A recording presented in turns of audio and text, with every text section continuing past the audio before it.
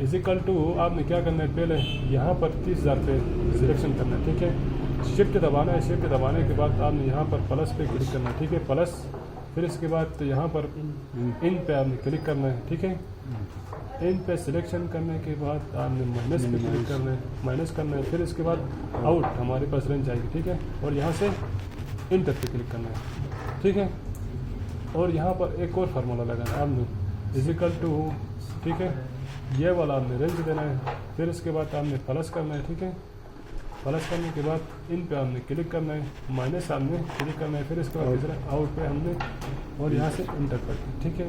कितने आ रहे हमारे पास 29,200, और यहाँ पर कितने थे 29,500। अब मैं इसको सिंपल क्या करता हूँ, यहाँ से माउस का लेफ्ट क्लिक करता हूँ, डायरेक्ट ऑटोमेटिक यहाँ पर ड्रा होंगे, ठीक है। अब यहाँ पर फॉर एग्जांपल कोई भी मतलब मैं रकम डालता हूँ, फॉर एग्जांपल हमारे पास देखें 400, 500 और हमारे पास एक एक्सपेंस आ गया, ठीक है।